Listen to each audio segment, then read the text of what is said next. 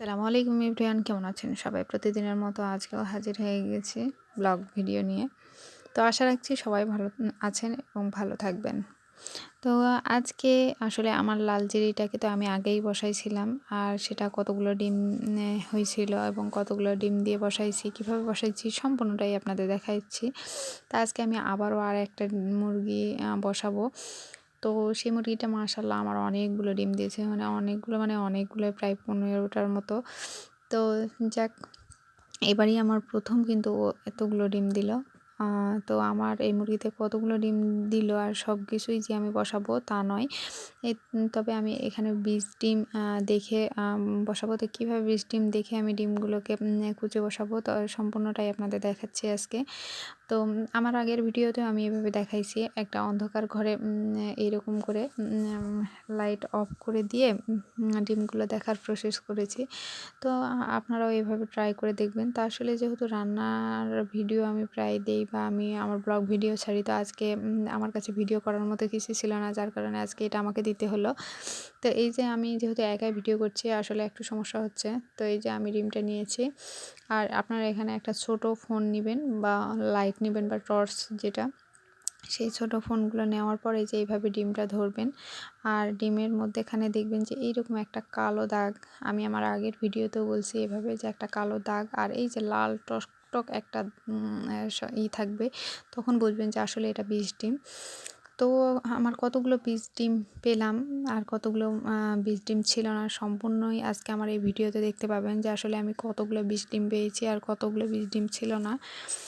তো কিভাবে যে আপনারা বুঝবেন সেটাও তো বলে দিলাম, যে এইভাবে লাইট দিয়ে অন্ধকার রুমে গিয়ে লাইট মারলে কিন্তু আপনারা বুঝবেন যে আসলে বীজ ডিম। তো আপনাদের কিন্তু আমি বীজ ডিম দেখিয়ে দিলাম যে আসলে কোনটা বীজ ডিম। মানে কুসুমের কালারটা কিন্তু অনেক লাল থাকবে আর মধ্যেখানে একটা কালো দাগ থাকবে, সেটাই হলে বুঝবেন যে এটা বীজ ডিম।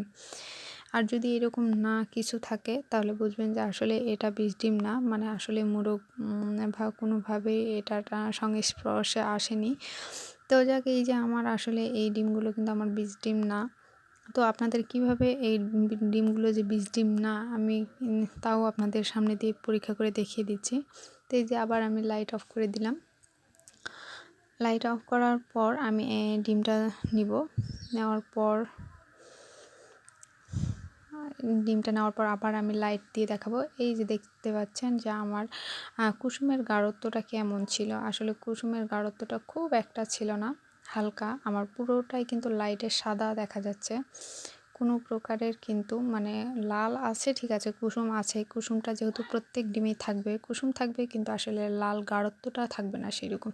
তো এই যে দেখতে পাচ্ছেন আমার কালো দাগটা কিন্তু নাই। তো এইরকম দেখবেন যে কালো দাগ থাকবে এবং ডিমটা সাদা থাকবে না, কুসুমের গাঢ়টা থাকবে, সেটাই কিন্তু বীজ ডিম। আর এইরকম যেটা থাকবে সেটা কিন্তু বীজ ডিম না, মানে এটাতে বাচ্চা উঠবে না। তো যাকে এইভাবে আপনারা ট্রাই করার চেষ্টা করবেন যে আসলে কোনটা। আমি কিন্তু এইরকম করে অনেক সফলতা পাইছি। তো ইনশাল্লাহ আপনারাও এভাবে ট্রাই করে দেখবেন যে এরকম সফলতা পান কিনা। তো আমি এই তো দেখতে পাচ্ছেন চতুর্দিকে কিন্তু ডিমটা ঘুরাচ্ছি, অথচ আমার কালো দাগটাও নাই এবং ডিমের কুসুমের যে লাল গাঢ়টা সেটাও কিন্তু নাই। তো যাক, আমার লাল মুরগিটাতে মাশাল্লাহ অনেকগুলো ডিম দিয়ে বসাবো। তো আজকে সব কিছুই কিন্তু আপনাদের ভিডিওতে দেখাবো। এই যে প্রায় আমার এই ডিমটাও দেখাই আপনাদের। এই ডিমটাতেও কিন্তু নাই, কালো দাগ নাই। এই যে হালকা করে অল্প একটু লাল হয়ে আছে, বেশি কিন্তু লাল না। তো এইভাবে আপনি প্রায় সবগুলোই দেখবেন।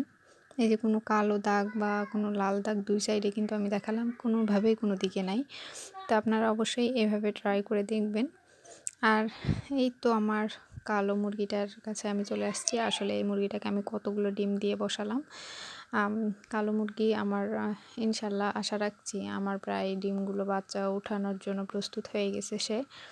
তো এই যে আমি 13টা ডিম দিয়ে বসাইছিলাম, মানে 13টা, সেখানে একটা 14টা হয়েছিল, কিন্তু এই 14টার মধ্যে একটা কিন্তু বীজ ডিম ছিল না, সেটা আমি উঠাই নিয়েছি। তো এখানে আমার 13টা ডিম আছে। তো আশা রাখছি 22 তারিখ 22 দিন পর বা 20 দিন পর আমি এগুলোর বাচ্চা পাবো। তো যাক, আসলে সংসারের প্রতিদিনের কাজ করতে করতে আজকে ভিডিওটা এমনভাবে হয়ে গেল যেটা আপনাদের পুরোটাই ভালোভাবে দেখাতে পারলাম না। তো সব কিছুর মূল কারণ হলো মন মানসিকতা। মন মানসিকতার একটা কারণ থাকতে পারে, যেগুলো হয়তোবা হয় না। তো সবাই ভালো থাকবেন আর দোয়া রাখবেন। ভালো থাকবেন। আল্লাহ হাফেজ।